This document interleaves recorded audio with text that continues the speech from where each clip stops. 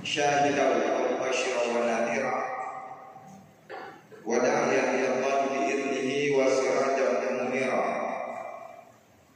Asyhadu an la ilaha illallah wahdahu la syarika lahu al-'alimu bima batan wa ma dhahar wa asyhadu anna Muhammadan abduhu wa rasuluhu wa mujtabahu minal bashar nabiyyun syafa'a sadrihi wa syafa'a lahu al-qahar nabiyyun zalalahu al-ghamama wa ajabat an da'watihi syajar nabiyyun ayyadahu Allah bi mu'jizatil ayati wa suwar. Allahumma salli wa sallim wa barik ala hadha an-nabiyil karim habibina wa syafi'ina wa maulana Muhammadin wa ala alihi wa sahbihi ajma'in. Amma ba'd.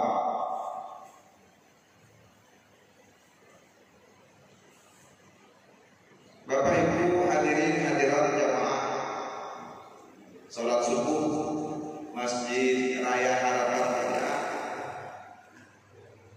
rahimahumullah wa hafizakumullah hayatakum. Bersyukur kita kepada Allah Subhanahu wa taala dengan mengucap kalimat tahmid, kalimat thayyibah, alhamdulillah wa syukurillah wa la haula wa la quwwata atas nikmat rahmat karunia Allah Subhanahu wa taala. Kembali Allah hidupkan kita setelah kita dimatikan dalam tidur kita. Bersyukur kita kepada Allah Subhanahu wa taala yang masih terus memberikan nikmat iman Islam, sehat walafiat, nikmat kesempatan kita untuk menunaikan ibadah subuh berjamaah.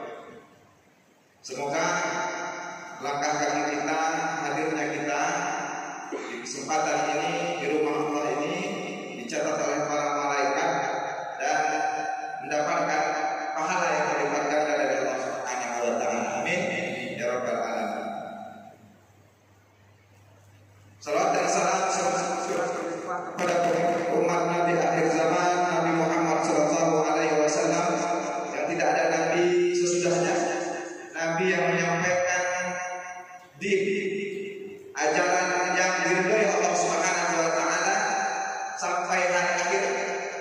Al-yawma akmaltu lakum dinakum wa atmamtu 'alaikum ni'mati wa raditu lakumul Islam dinan. Mudah-mudahan kita adalah pengikut dari Nabi Muhammad sallallahu alaihi wasallam yang akan mendapatkan syafaatnya kelak di akhirat. Amin ya rabbal alamin.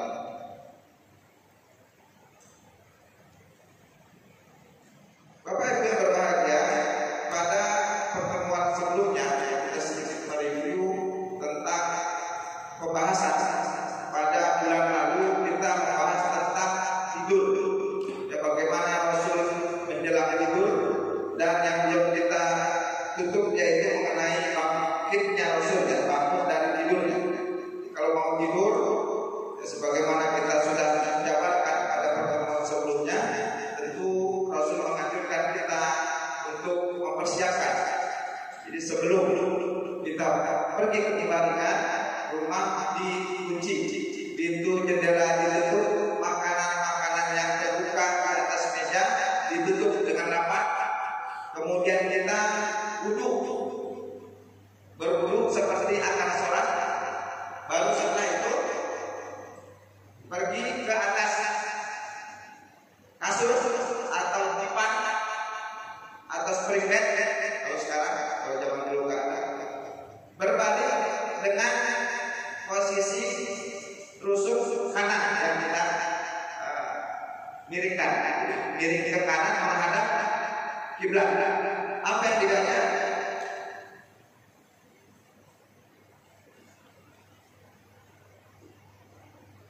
Baca Allahumma inni aslamtu nafsi ilaika wa wajjahtu wajhi ilaika wa fawwadtu amri ilaika wa alja'tu dhahri ilaika rughbatan wa ruhbatan ilaika la malja'a wa la manja minka ilaika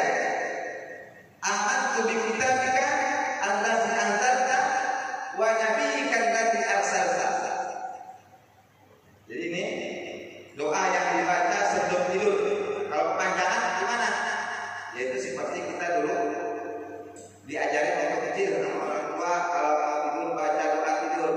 Bismika Allahumma ahya wa bismika amut. Ya, bismika Allahumma ahya wa bismika amut. Dengan menyebut namamu ya Allah aku hidup, dan dengan menyebut namamu ya Allah aku wafat mati. Nah ini doa singkat. Sedangkan dalam hadis Sahihain yaitu yang diriwayatkan oleh kedua orang hadis yang muhaddisin yaitu Imam Bukhari dan Muslim menyebutkan bahwa doa yang dibaca Rasulullah ketika akan tidur sebelum memejamkan matanya setelah berwudu tentunya adalah membaca Allahumma inni aslamtu nafsi ilaika wa wajjahtu wajhi ilaika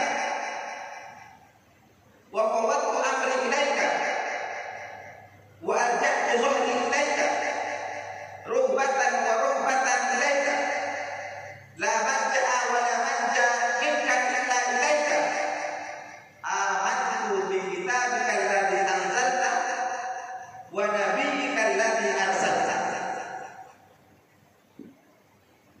Bisa Pak? Kita baca bareng-bareng ya. Nanti bisa dilihat di YouTube-nya Binsan TV atau Aliyat. Kita baca bersama-sama doa tidur dalam hadis Imam Bukhari dan Muslim. Bismillahirrahmanirrahim. Allahumma inni aslamtu nafsi ilaika wa wajjahtu wajhi ilaika wa fawwadtu amri ilaika wa alja'tu zuhri ilaika rubbatan wa rubbatan ilaika la malja'a wa la manja minka illa ilaika amantu bi kitabika alladhi anzalta wa nabiyyika alladhi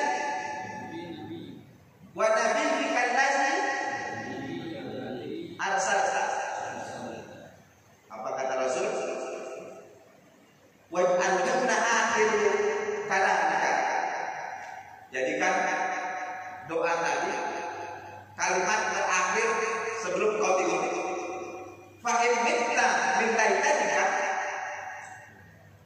mitta ala fitra. Kalau kamu seandainya tidurnya kebablasan, selamanya kamu bablas atau mati malam itu, maka kamu sudah mati dalam keadaan fitrah.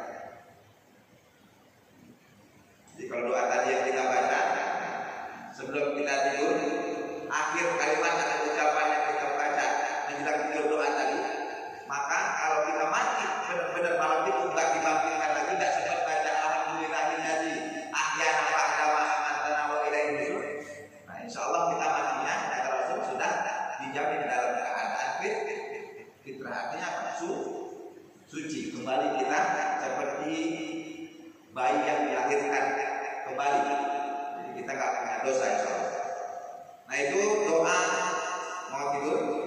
Kemudian ketika bangkit atau bangun, tentu Rasulullah adalah Nabi yang diwajibkan kepadanya ya satu hal yang hanya disunahkan bagi kita, yaitu beliau pasti dan diwajibkan untuk melaksanakan yang namanya qiyamul lail yang diikuti dengan witir. Jadi kata Rasul, salatu sunnah alayya faraidun walaupun tatawwur, ada 3 ibadah yang wajib untukku tetapi hanya sunnah kalian laksanakan. Bagi umatku sunnah. Yang pertama adalah al-witr, an-nahar, yaitu berkurban. Menyembelih kurban wajib kepada Rasul. Kemudian yang kedua adalah al-witr, yaitu melaksanakan salat witir yang tentunya penutup dari rangkaian salat dua yang cukup panjang yang diwajibkan kepada Rasulullah. Sunnah bagi kita. Kurban wajib bagi Rasul, sunnah bagi kita. Dan yang ketiga adalah waraqat duha. Apa itu? 2 rakaat duha. Bukan cuma 2 rakaat, 2 berarti bisa jadi 4, 6 atau 8.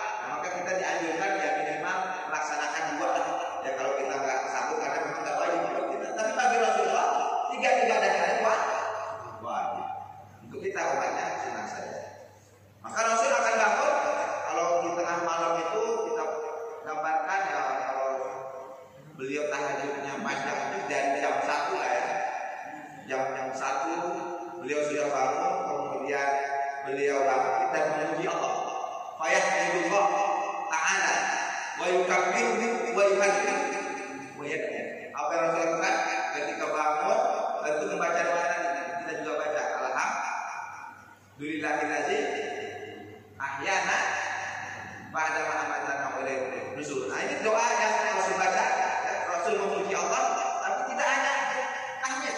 Beliau juga bertakbir, Allahu Akbar. Kemudian bertahlil, la ilaha illallah, bertahlil. Kemudian berdoa dengan doa-doa yang baik. Kemudian apa yang Rasul lakukan? Bersuap. Kalau sekarang pakai gosok gigi, merek suap, merek lainnya. Rasul bersuap dengan kayu, suap kayu. Semua yang punya wudhu. Setelah bersuap, lalu Rasul berwudhu. Ya, tentunya setelah mencuci tangan. Jadi kalau wudhu itu kan yang pertama itu adalah membasuh dua tangan, basuh dua tangan, lalu cuci lagi. Belum langsung cuci muka, tetapi cuci tangan. Nah, ini yang dilakukan Rasulullah. Sumayaknya bila wudhu'i, sumayaknya jadi sholat. Setelah wudhu dilaksanakan dengan sempurna, maka Rasul melaksanakan qiyamul lail yang diwajibkan bagi beliau. Munajiat lahu bi kalami, ya, tentu dengan bermunajat kepada Allah. Rajian lahu rahmah, dengan penuh harap, ya, rasa takut dan berharap kepada Allah Subhanahu wa taala. Fa ayu hajjin li sihhatil qalb wal badan wal ruh wal quwwah wal na'im dunya wal akhirah wa hadza. Apakah ada, ya, ritual ibadah yang lebih menyehatkan dibanding dengan apa yang dilakukan atau dicontohkan oleh Rasulullah? Maka rugilah orang yang dalam tidurnya atau dalam pada malam harinya tidak sempat bangkit atau bangun melaksanakan qiyamul lail walaupun hanya 2 rakaat saja. Jadi rugi. Kenapa? Karena Rasul sudah contohkan pada saat malam hari tubuh akan sehat. Orang yang bangun di malam hari kemudian melaksanakan gerakan-gerakan sholat, ya, mulai dari takbirnya, kemudian rukuknya, sujudnya, duduk iftiras tahiyatnya, semua ada gerakan yang sangat bermanfaat untuk kesehatan tubuh. Maka ini yang perlu kita tiru, kita contoh. Maka berakhir pembahasan kita mengenai tidur dan bangun yang dicontohkan oleh Rasulullah SAW. Masuklah kita kepada pembahasan tentang faslun fi hadhihi sallallahu alaihi wasallam fil jima' wal bab. Jadi bab pasal mengenai petunjuk, ya, Rasul tentang hubungan seksual. Wa amal jima' wal bab fa kana haddu fi akmal haddi yahfazu bihi sihah wa tatimmu bihi lazah wa sururi nafs. Jadi petunjuk Nabi tentang hubungan ini, hubungan suami istri ini adalah petunjuk yang sangat lengkap, sempurna, yang mana ini dapat mencapai kepada puncak kenikmatan dari hubungan tersebut, membuat kepuasan batin, wa yahsulu bihi maqasiduhu allati bi aliyatiha, dan juga sukses untuk mencapai tujuan, maksud-maksud dari dilaksanakan hubungan seksual tersebut. Fakita jima'a wa fil asli li salasati umur. Dan sesungguhnya, ya, kata Ibnu Qayyim al-Jauzi, dalam hubungan seksual ini terdapat 3 tujuan. Akhirnya hifdzun nasab. Yang pertama itu untuk menjaga keturunan, hifdzun nasab, melanjutkan regenerasi. Wa dawa'u naw ila an tatakamal al-iddah allati fadarallah buruziha ila hadha. Dan juga menjaga hakikat agar manusia ini tidak punah sampai jumlahnya ditentukan oleh Allah Subhanahu wa taala sampai nanti hari kiamat. Jadi ini sudah menjadi sunatullah bahwa manusia diciptakan dari 2 jenis yang berbeda, ya, yang berpasangan. Maka di surat An-Nisa ayat pertama Allah berfirman, ya ayyuhan nasu taqu rabbakum alladzi khalaqakum min nafsin wahidah wa khalaqa minha zawjaha. Jadi Allah telah menciptakan manusia, ya, dari jenisnya satu. Untuk apa? Yang dari 2, ya, dari satu pasangan tadi, 2 makhluk yang bernama laki-laki perempuan tadi akan lahir. Khalaqa minha zawjaha wa batha minhuma rijalan katsira wa nisaa. Dari manusia tadi yaitu Adam dan Hawa akan melahirkan banyak laki-laki dan perempuan. Nah, ini tujuan kita diciptakan oleh Allah Subhanahu wa taala. Dan salah satu cara untuk menjaga habitat manusia biar tidak punah di muka bumi ini dengan tertib, dengan baik, itu adalah dengan cara melakukan hubungan seksual, tentu dengan pasangan yang sah. Itu yang pertama. Tujuan kedua dalam dilaksanakannya hubungan seksual atau hubungan suami istri adalah ikhrajul ma' alladzi yadurru ihtibasuhu wa ihtiqanuhu bi jubilatil badan, yaitu untuk mengeluarkan cairan air yang membahayakan yang tersimpan begitu lama di dalam tubuh dengan jumlah tertentu. Jadi tujuannya yaitu untuk mengeluarkan cairan yang kita kenal dengan sperma atau mani, karena akan berbahaya ketika cairan ini tersimpan dalam tubuh dengan jumlah yang sudah melampaui batas. Itu tujuan kedua dilaksanakannya hubungan seksual. Yang ketiga adalah nailun nazah wa tamattu bil nikmah, untuk mendapatkan klimaks kenikmatan. Nailun nazah wa tamattu bil nikmah, dan merasakan nikmat dari Allah Subhanahu wa taala. Jadi hubungan suami istri ini ya dihalalkan, diperbolehkan tentu dalam pasangan yang sah ini untuk merasakan nikmat dari Allah Subhanahu wa taala. Maka Rasul anjurkan kalau sudah waktunya ya masyaallah salat man istata'a minkum al-ba'ah falyatazawwaj, wahai para pemuda, kalau kalian sudah mampu untuk ya menikah maka menikahlah. Artinya kalau sudah ada panggilan keinginan yang terpendam di dalam hati, itu harus segera dilaksanakan agar tersalurkan. Itu tujuan yang ketiga. Wa hadhihi wahdaha hiya faidah allati fil jannah idza tanasub hunaka wa la ihtiqam sabab. Dan nikmat seperti ini hubungan suami istri ini juga yang akan dirasakan di surganya nanti tanpa perlu ada yang hamil, tanpa perlu ada keturunan lagi, karena di sana sudah tempatnya untuk menikmati hasil ya, dari apa yang kita tanam selama di dunia ini. Wa fudrahul atifah yarawna anna jima'a min ahad asbab hifdzihha, dan para pakar dan seksolog ini ahli dalam seks menyebutkan bahwa hubungan seks ini adalah salah satu hal yang dapat menjaga kesehatan, hifdzus sihah.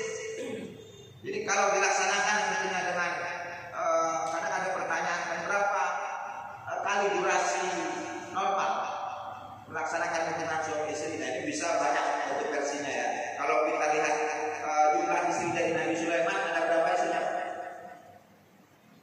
Nabi Sulaiman berapa kali? 1000 ya. Nabi Muhammad hanya ada yang bilang 8, 9, 13 sudah tercatat, tapi tidak terkumpul semua yang ada di diceraikan beliau. Ada 9, ada yang 4 bersama-sama. Bahkan Rasulullah pernah mendatangi istri beliau seluruhnya hanya dalam satu malam. Kalau bapak-bapak istri satu aja enggak, dia ngapain? Karena pulang kerja capek. Kita nggak bisa samakan diri kita dengan Nabi Sulaiman yang 1000 istri. Artinya setiap menit atau setiap berapa ya, bukan sehari sekali. Tidak bisa samakan diri kita dengan Nabi Muhammad yang diberikan kelebihan ya. Saktinya luar biasa, kuatnya luar biasa, pernah sakit dalam hidupnya, pas meninggal sakit, atau pas diracun sakit, pas disantet sakit. Tapi dalam hidupnya beliau tidak pernah merasakan sakit. Bahkan pernah satu peristiwa kita dengan cerita bagaimana para perang kandang itu, perang parit ya, digali parit. Ada satu batu besar yang tidak bisa dipecahkan oleh para sahabat jarak semua. Siapa yang bisa menghadirkan? Nabi Muhammad SAW. Berarti kalau ditanya berapa kali durasi hubungan suami istri, ya itu tergantung kekuatan masing-masing.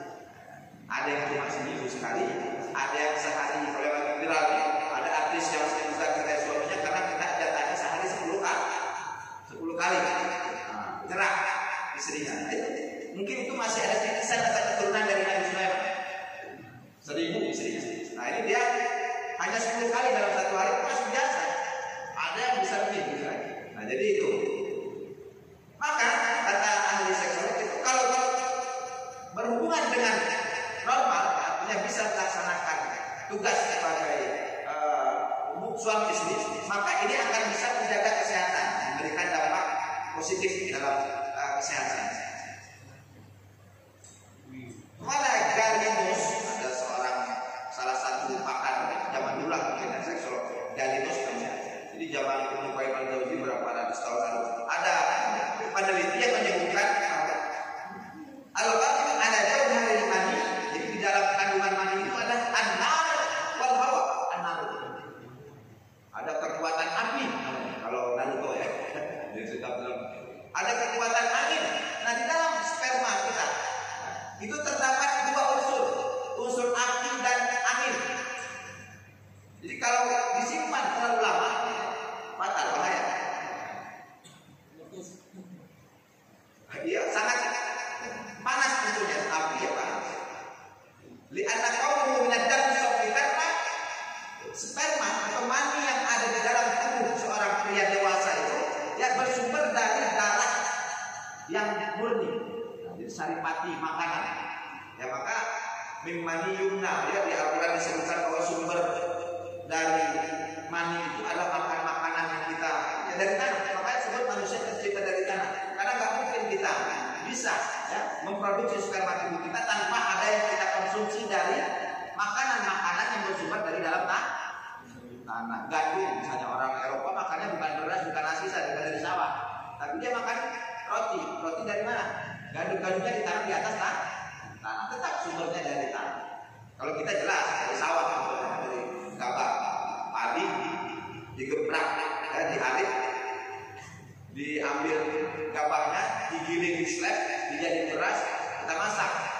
Ya, mau namanya bubur, ya, atau nasi ya, kita makan sumbernya dari. Nah ini sumber dari mani itu tadi, ya, ada darah yang murni.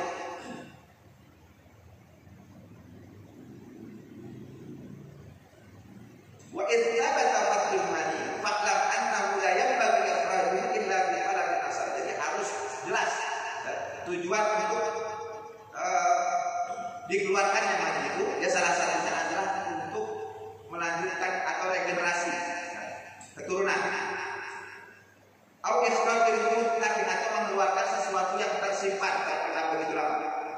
Fa innahu idza dama intiqamu ahdasa maradhan qadi'ah. Karena kalau tersimpan begitu lama akan menimbulkan dampak-dampak negatif ya, penyakit-penyakit di antaranya al-waswas. Waswas itu stres ya, ada laki-laki yang kalau tidak bisa tersalurkan ya kebutuhan biologisnya dia bawaannya marah. Nah, itu apa aja marah. Maka sampai ada satu hadis menyebutkan kalau ada seorang istri yang diajak berhubungan oleh suaminya di malam hari, kemudian tanpa ada alasan dia tidak sedang tidak sedang nifas, tidak sakit, ya, tidak ada unsur sakit, dia menolak, maka dari malam itu sampai pagi malaikat akan melaknat. La'anahan malaikat. Maka malaikat akan laknat ya para istri yang membangkang, yang tidak mau melayani kebutuhan biologis dari pasangan atau suami. Nah, ini sampai seperti itu. Apalagi penyakit yang timbul ya kalau terlalu lama terpendam, mani tidak disalurkan, itu bisa gila, wal junun. Gila. Nah, itu penyakit gila bisa dari stres, tentu puncaknya kalau nggak juga tersalurkan naik lagi levelnya menjadi gila.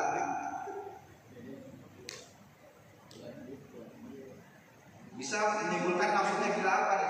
Bisa jadi tidak terkendali, tidak terkontrol emosinya kan. Bisa jadi dia pergi ke tempat yang tidak semestinya karena nggak berani nikah lagi misalnya kan, nggak ada cadangan, akhirnya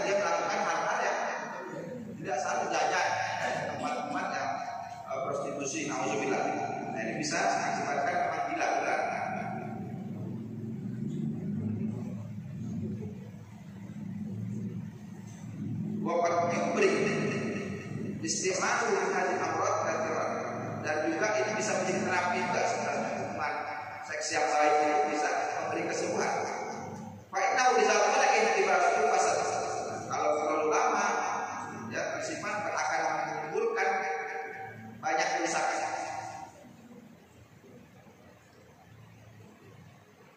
Maka apabila sudah sampai pada jumlah batas tertentu yang tidak dapat dibendung oleh tubuh, ya, baik itu suami seorang laki-laki yang berkeluarga atau pria dewasa, artinya ABG atau anak muda yang belum menikah, akan tetap dikeluarkan. Ya, cairan mani tersebut akan keluar melalui proses yang namanya ihtilam, mimpi basah. Itu secara alami, walaupun dia belum punya pasangan, kalau sudah jumlahnya, volumenya overload terlalu banyak, maka dia akan dikeluarkan secara natural dengan cara mimpi basah. Nah, ini kata dokter ya. Tapi seperti itu betul juga. Juga begitu pasangan suami istri dalam masa hubungan, yang satu selaut atau apa gitu ya. Nah, itu bisa juga terjadi mimpi basah karena harus dikeluarkan.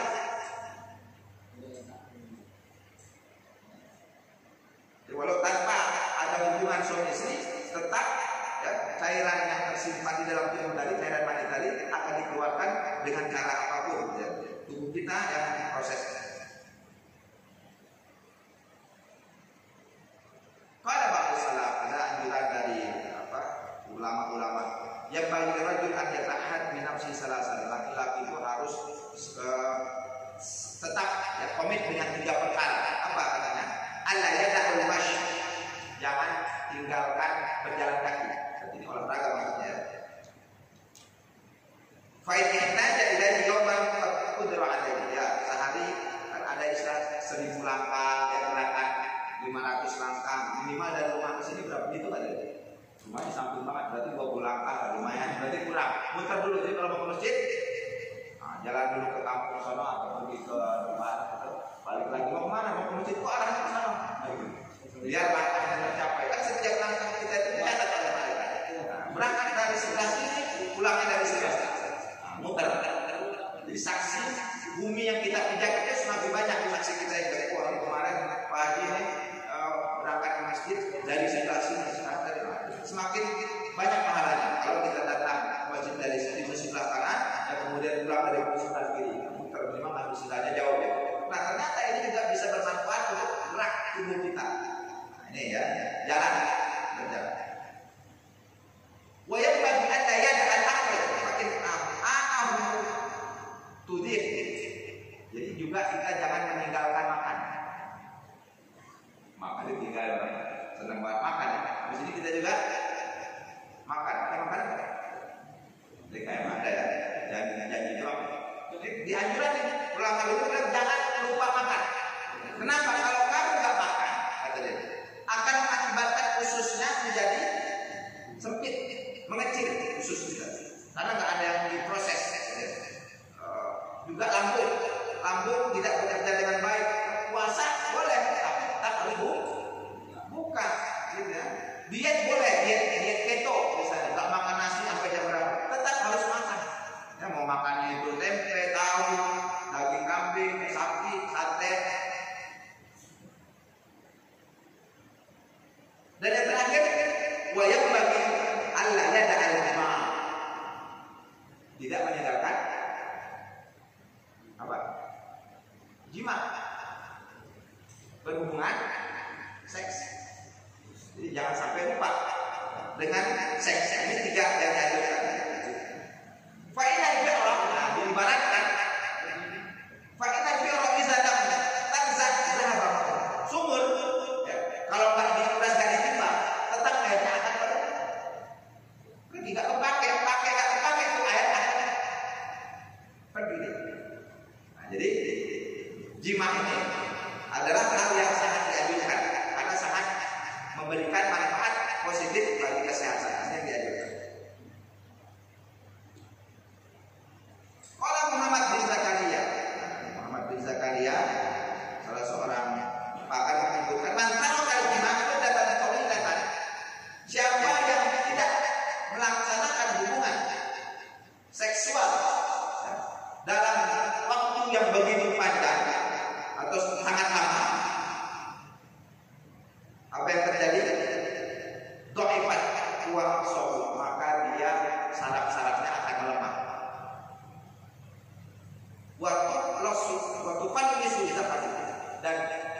maka kemaluannya akan mengkerut karena tidak terpompa darah.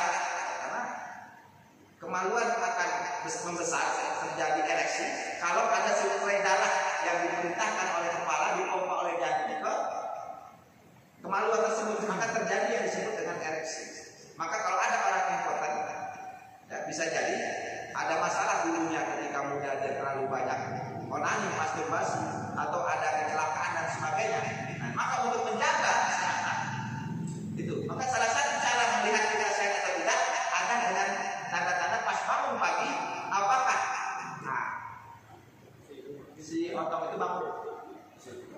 Kalau dia masih berdiri, berarti kita masih sehat. Kalau itu sudah tidak berdiri, itu tanda-tandanya sudah ada berbagai macam penyakit di dalam tubuh. Ini paling gampang cara ngetes kesehatan seorang laki-laki.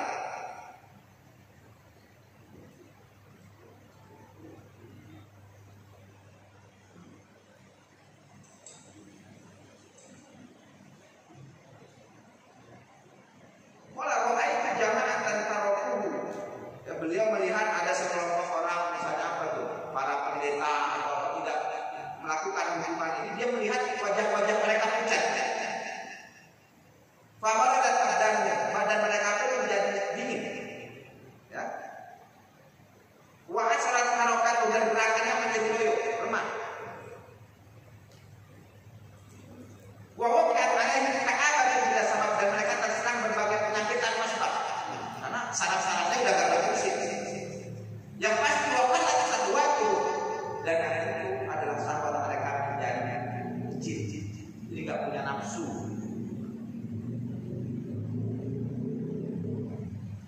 Bagaimana kemudian di antara manfaat fungsi dari hubungan seksual itu dilaksanakan adalah betul bahasa orang yang sudah tersalurkan kebutuhan biologisnya, dan kebutuhan seksnya sudah terpenuhi, dia akan bisa menjaga pandangan, tidak akan melihat hal-hal yang diharamkan.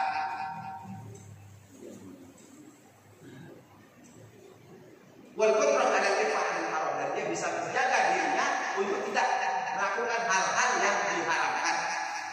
Ya, berzina, bermaksiat, ya, itu bisa terjaga kalau kebutuhan biologis ya, seksnya itu bisa tersalurkan dengan baik dan cukup.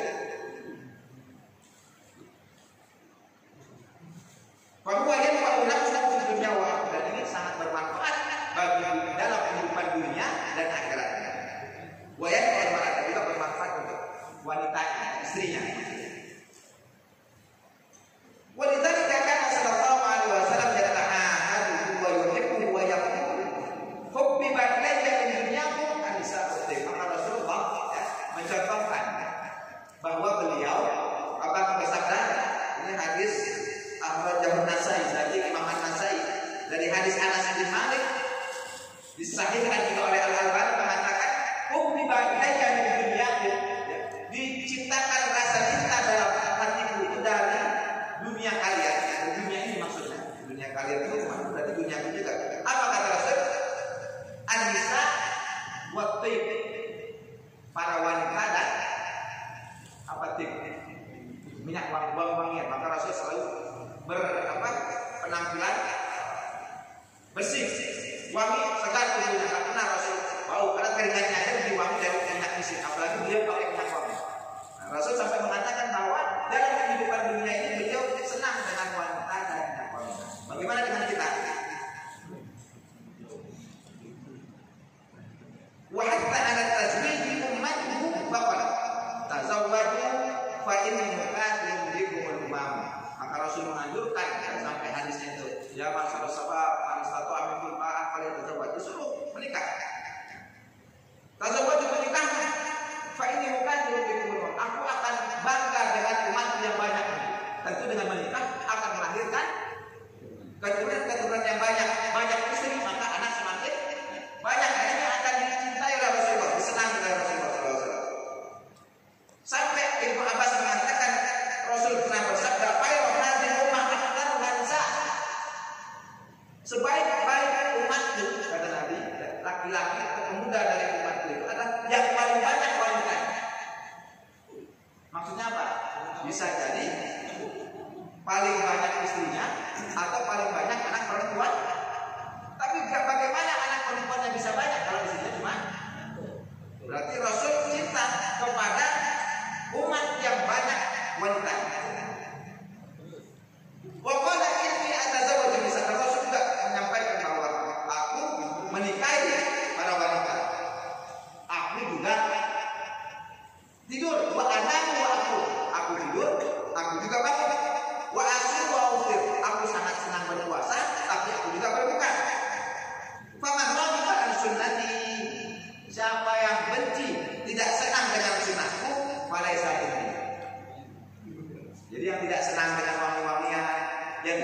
dengan wanita, itu namanya gaib.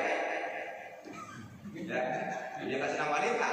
Maka Rasul nggak senang, apalagi sampai seperti kaum Nabi Lut ya.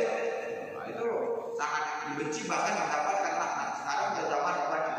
Cowok-cowok maco di jim badannya apa? Keren gitu, nggak taunya suka sesama jenis LGBT. Kirain maco itu menandakan dia ternyata belum jaminan. Yang biasa-biasa aja pada kita bininya 3. Tukang beca kan berani bininya 2.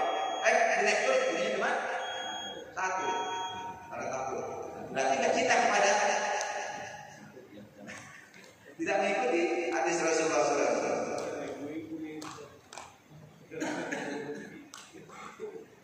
Rasul bersabda, ya masyaallah sahabat, tadi saya sebutkan, wahai para pemuda, man istata'a minkum ba'ah falyatazawwaj. Kalau kalian sudah mampu, ya menikahlah.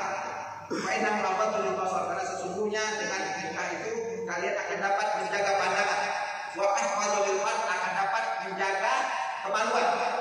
Wa man kasati, tapi kalau nggak mampu juga, nggak punya duit, nggak punya modal buat beli maharnya atau buat acaranya, buat seserahnya, apa yang harus dilakukan?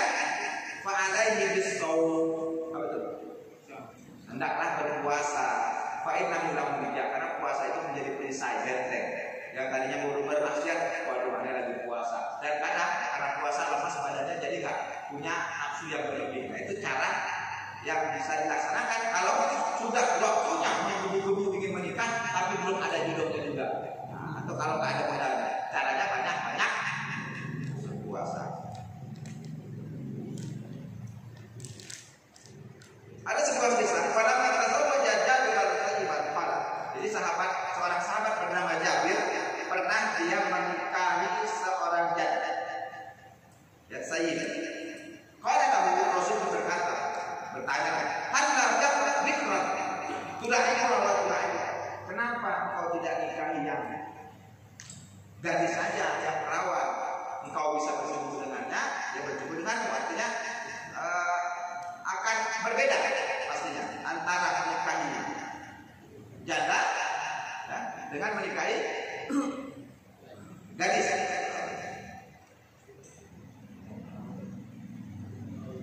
Diriwayatkan dari Ibnu Majah, Ruya Ibnu Majah di Sunan min hadis Anas bin Malik, dari hadis Anas bin Malik. Qala Rasulullah sallallahu alaihi wasallam, Rasulullah bersabda, "Man arada an yaqula qahiran mutahhiran falyatazawwaj al-fara'ir." Siapa yang ingin berjumpa dengan Allah dengan penuh kesucian dan suci, maka hendaklah menikahi para wanita yang bersih, yang suci, itu para gadis.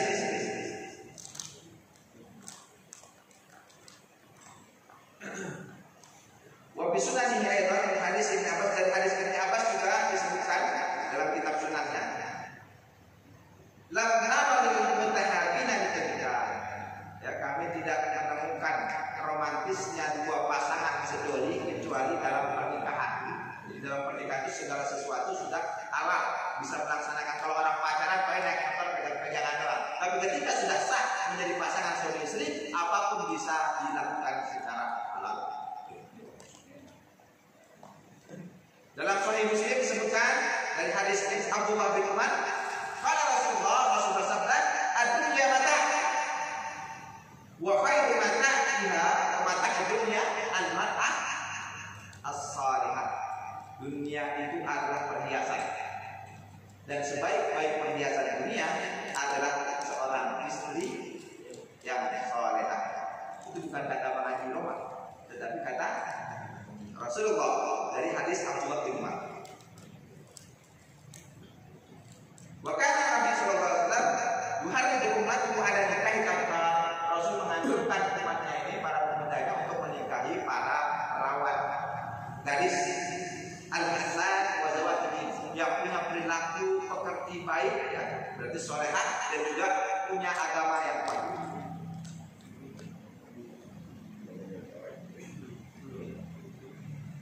Dalam Sunan An-Nasa'i dari Abu Hurairah, qala Rasulullah sallallahu alaihi wasallam, ya, jadi ditanya Rasul, ayu nisa'il khair, wanita seperti apa sih yang bagus?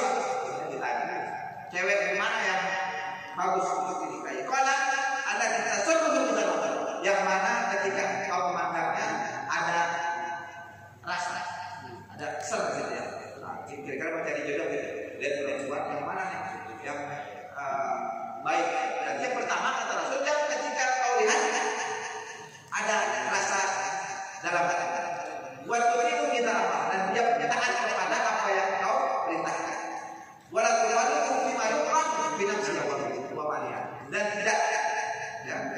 mengembangkan atau melaksanakan hal-hal yang dibenci oleh suaminya atau hal-hal yang tidak baik untuk dirinya.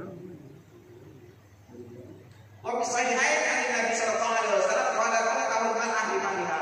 Maka kita sering dengar hadis tungkahul mar'ah limaniha. Wanita dinikahi ya di arba'in. Pertama limaniha, hartanya.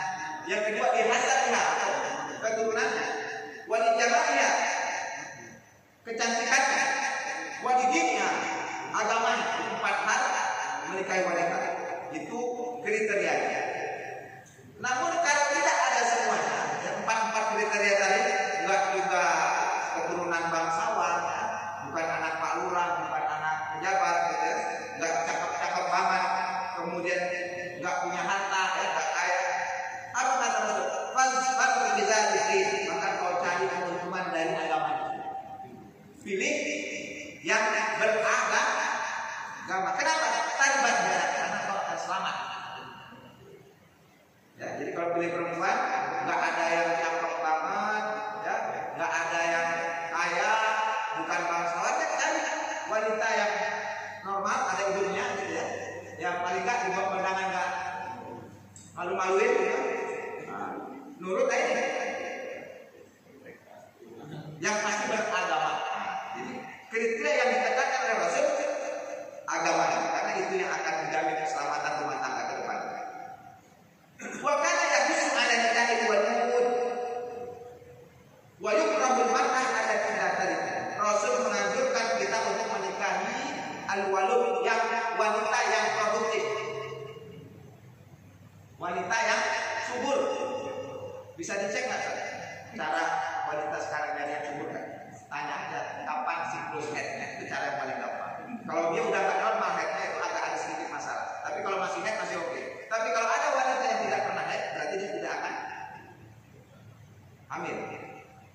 Tapi kalau head ada sakit, headnya sampai mau pingsan, berarti dia kayak ada biom atau kista. Itu bisa sembuh 6 bulan operasi. Tapi puasa dulu 6 bulan bisa. Kemudian ada cara lain yang kalau mau lihat nafsunya tinggi, yang agak kayak pompa udang lehernya. Kalau mau lihat subur, kakinya di belakang ini kosong, bolong nih, nggak rata. Nah, kalau begitu lemak semua berarti itu alat reproduksinya apa namanya, kandungannya itu tertutup lemak. Jadi salah satu cara melihat. Makanya boleh dalam Islam ketika ingin melamar itu boleh melihat mawadhil taham, anggota yang berdaging. Sebenarnya kalau Rasul cuma cukup lihat wajah dan tangan. Wajah gambaran dari ibadahnya, hidupnya rajin kan nih, gitu ya, ibadah sholatnya rajin, dia wajah bersinar bersih. Wah, nih, lihat dari tangan, itu gambaran ya, dari bagaimana ya dalam tubuhnya. Jadi kalau dari muka kelihatan dari ibadahnya, dari tangannya bisa. Ini dia tidak atau enggak? Kalau zaman dulu gitu. Kalau tangannya kasar-kasar gitu ya, apalan semua, berarti dia bekerja kan keras, bising, tukang macul atau di sawah dan sebagainya. Itu bisa kelihatan dari telapak tangan. Itu cara memilih.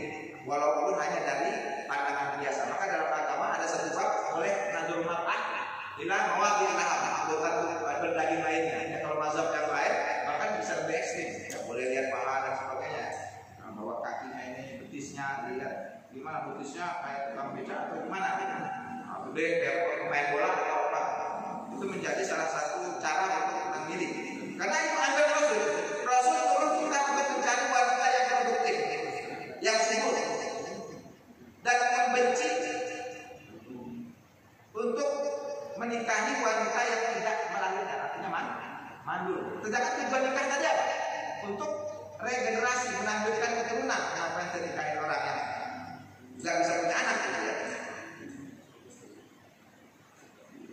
Sebagaimana dikisahkan dalam Sunan Abi Daud, ya, hadis Maqbal bin Yasar, anna rajulan da'a ila Nabi sallallahu alaihi wasallam. Ada seorang pria datang kepada Rasulullah, faqala, "Inni usibtu imra'atan zata hasbin wa jamal." Aku naksir, aku mencinta kepada seorang wanita yang dari keturunan yang baik, bangsawan ya. Wa jamal, cakep. Udah cakep, anak bangsawan. Tapi katanya, wa innaha la talid, tetapi dia gak bisa beranak, gak bisa beranak, berarti dia mati. Manul apa asal zawal dua? Ada pilihan yang kepada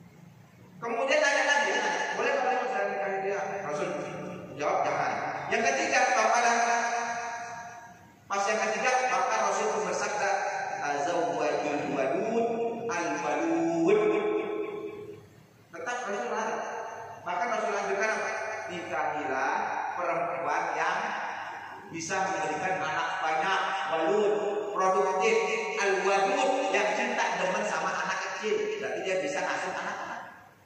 Yang punya rasa keibuan, sifat keibuan itu dia mencari keibuan. Jangan yang cakapnya doang. Ya kayak wanita karir atau apa nggak bisa ngurus anak. Yang isi waktu Rasul hanya perempuan yang produktif dan sayang sama anak. Sama anak kita aja sayang ya, apalagi apa? Sama kita, sama lakinya gitu. Tazawwajul walud al-walud. Al-walud al-walud. Pak ini muka tidak dikubur maut. Ini Rasul tegasin lagi karena aku akan membanggakan umatku yang banyak nanti pada hari kiamat. Gitu. Masih banyak kan?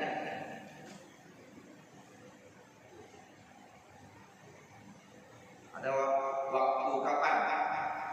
Waktu berhubungan itu bagusnya. Gitu. Nanti ada pembahasan ini. Tapi kalau waktu sudah berakhir kita lanjutkan pada pertemuan selanjutnya. Silakan kalau ada yang ditanyakan sampai di sini masih mukadimahnya ya, belum bagaimana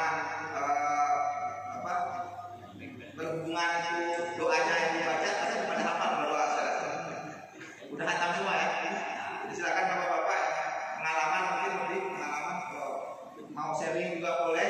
Ya bertanya kalau bisa pertanyaannya kita jawab dan jawab, kalau nggak jadi PR kita bareng-bareng. Setuju? Ya silakan bapak ibu yang bertanya. Kita sampai pengantin baru.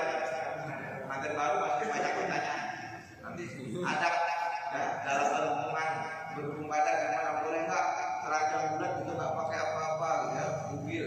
Nah ini juga masuk dalam pembahasan sebenarnya. Adabnya seperti apa? Yang boleh nggak menggauli saya istrinya ada 3 gitu ya, kemudian dikumpulin dalam satu tempat itu bermasalah juga. Nah, tinggal serumah. Kalau Rasul cuma datang di rumah mereka beda-beda. Kalau di Madinah berjejer mungkin jarak berapa ratus meter. Nah, istri pertama boleh. Dan menggauli silakan. Itu dalam satu malam kalau kuat semuanya silakan. Nah, apakah harus mandi dulu dalam setiap kali satu istri? Nah Rasul pernah setiap satu istri mandi dulu beliau. Ada juga pernah dalam satu malam mandinya cuma satu kali. Mungkin lagi air agak susah atau gimana, beliau sekali mandinya. Ya mendatangi hanya setelah berhubungan melaksanakan berwudu saja. Karena wudu itu nanti akan mengembalikan ya, panas tubuh kita tersebar pada saat melaksanakan hubungan suami istri. Pasti hawa panas dalam tubuh kita itu pergi. Nah, untuk mengembalikannya perlu didinginkan kembali. Jadi seperti mesin jadi karburator ada dulu caranya dikasih air. Nah, kalau bisa mandi. Kenapa ada sahabat yang tanya ke Rasul, kenapa engkau mandi setiap mendatangi istri? Ya saya ingin jadi bersih aja. Jadi nggak wajib mandi dulu setiap menghubungi atau menggauli istri. Nah, kalau kita berusaha dalam satu malam ingin beberapa kali, beberapa model, ya, buat kesenangan. Kalau istri cuma satu, ya kemana lagi? Pertama misalnya jam berapa itu malam jam 11 dan anak udah tidur gitu kan. Nah, kemudian pas bangun pas subuh masih lama nih, masih ada waktu gitu ya. Nah, pengen lagi silakan. Itu bisa dilaksanakan walaupun tanpa mandi terlebih dahulu. Ada pertanyaan? Udah hatam semua ya? Ada. Punya trik untuk istri bisa menyetujui untuk kawin. Ini di kitab ini nggak ada. Di luar tema bagaimana jadi mengizinkan suami karena memang ada syarat tadi. Biar aja gitu. Sebutkan nama dan alamat. Ada tips sebenarnya kata gitu. Jadi caranya itu ya dengan baik-baik menyampaikan. Kalau mau ada maksud disampaikan boleh, tapi yang namanya izin itu tidak menjadi kecuali untuk catatan sipil mau dicatatkan. Nah, memang perlu ada di atas materai ya, surat pernyataan yang dikeluarkan nanti oleh pengadilan tinggi atau pengadilan agama itu ada surat bahwa istri pertama mengizinkan. Maka kalau ada surat itu bisa melaksanakan nikah tercatat juga. Tapi kalau tidak mendapatkan izin berarti nikah siri namanya, tidak tercatat di KUA. Karena tidak mungkin petugas KUA menikahkan kalau dalam posisi sudah beristri dan tidak mendapat izin dari istri pertama. Tapi tipsnya katanya gitu, sampaikan gitu mah kalau misalnya mama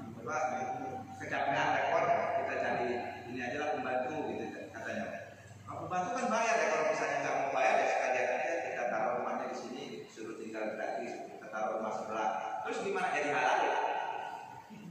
Itu tips bagaimana supaya istri bisa mengizinkan, karena salah satu tujuan kadang meringankan beban istri, apalagi yang tadi ada yang melibat suami karena dia minta durasinya itu dalam 1 hari 10 kali. Perempuan mana yang sanggup terjaga?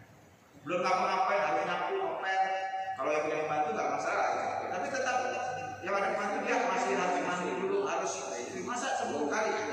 Nah, dalam kondisi seperti ini berarti ini sudah wajib ya buat laki-laki ini untuk mencari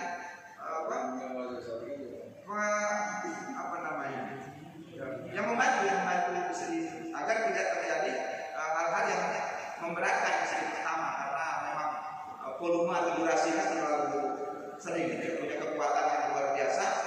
Tadi mungkin titisan dari Nabi Sulaiman atau yang istrinya 1000. Nah, ini bisa berbahaya kalau tidak ada istri lainnya. Nah, sedangkan kalau tips diizinkan istri ya kita belum aja.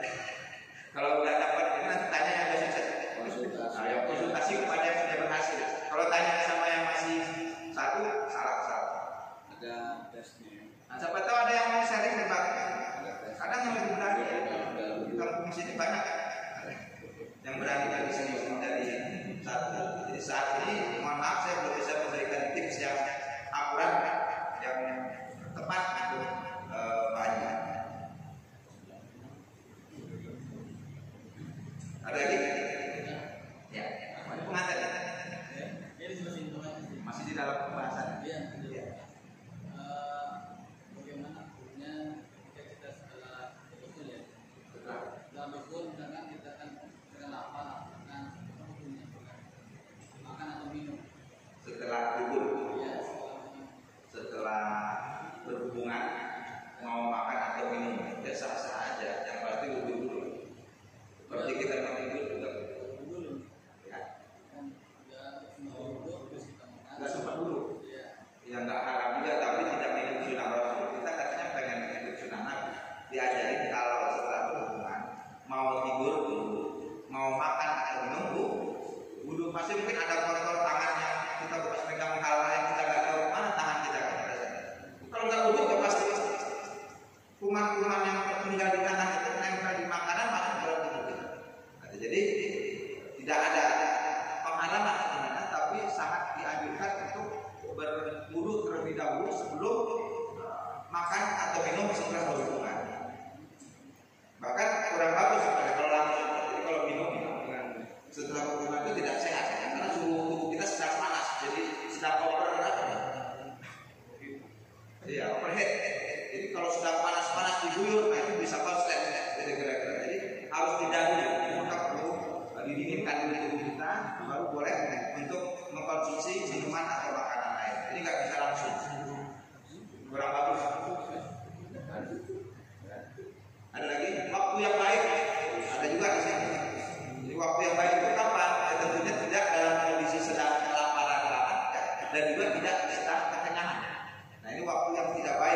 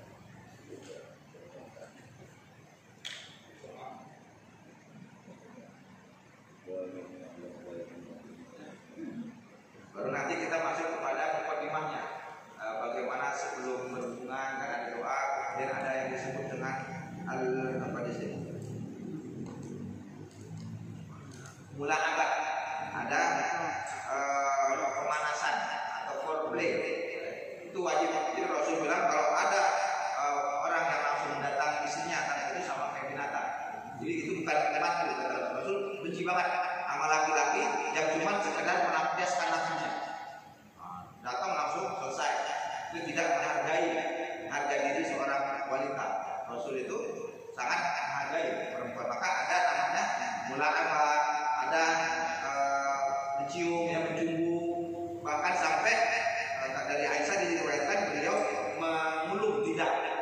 Nah itu untuk menimbulkan agar memancing hasrat di rahim. Nggak main langsung aja, sampai ada cairan yang keluar dari vagina itu sehingga sudah siap berarti tandanya untuk duhul, ya, sudah bisa untuk melakukan hubungan suami istri. Jadi nggak langsung main itu aja. Ada namanya foreplay. Ini mungkin akan kita bahas pada pertemuan selanjutnya. Demikian, cukup. Ada lagi? Cukup sementara ya. Baik, Bapak Ibu berbahagia, demikian taklim subuh kita pada saat keempat di bulan September ini. Mudah-mudahan Allah berikan kita kesehatan, Allah berikan kita kekuatan bersama keluarga yang kita cintai dan berikan rumah tangga kita ya, menjadi rumah tangga yang sakinah, mawaddah, warahmah. Mudah-mudahan dari hubungan suami istri yang kita lakukan yang halal ini akan memberikan manfaat kesehatan dan juga mendapatkan pahala dari Allah Subhanahu wa taala dan juga melahirkan anak-anak generasi yang soleh dan solehah sebagai penerus bagi kita dan kebanggaan Nabi Muhammad SAW. Kita tutup dengan doa, kita baca Al-Fatihah, hadiahkan kepada orang tua kita, guru-guru kita yang sudah mendahului kita dan para korban yang sudah wafat baik melalui virus corona ataupun wafat karena lainnya. Mudah-mudahan Allah ampuni segala dosa-dosa mereka, Allah terima amal ibadahnya dan dilapangkan kuburnya, dijadikan kuburnya taman-taman surga. Mudah-mudahan Allah limpahkan kita, karunia kita rezeki yang luas dan halal untuk menghidupi keluarga kita, dapat bersedekah, berinfak di jalan Allah Subhanahu wa taala. Ala hadhihi ni'mah wa ni'matin salihah wa ila hadratin Nabi Mustafa Rasulullah sallallahu alaihi wasallam. Syai'un lillahi lahu al-Fatihah. Alhamdulillahirabbil alamin. Arrahmanirrahim. Maliki yaumiddin. Iyyaka na'budu wa iyyaka nasta'in. Shiratal mustaqim. Shiratal ladzina an'amta 'alaihim ghairil maghdubi 'alaihim waladdallin. Amin. Astagfirullahaladzim. Astagfirullahaladzim. Astagfirullahaladzim. Alhamdulillahirabbil alamin. Allahumma shalli 'ala sayyidina Muhammadin wa barik 'ala sayyidina Rasulullah ta'ala wa sahabati Rasulullah ajma'in. Amin ya ma'bud hamdan wa bi'ahu wa yukafi mazidah ya rabbana lakal hamdu wa lakal syukru kama yanbaghi li jalali wajhikal karim wa 'azimi sultanik. Allahumma ighfir lana dhunubana wa li walidayna warhamhuma kama rabbawna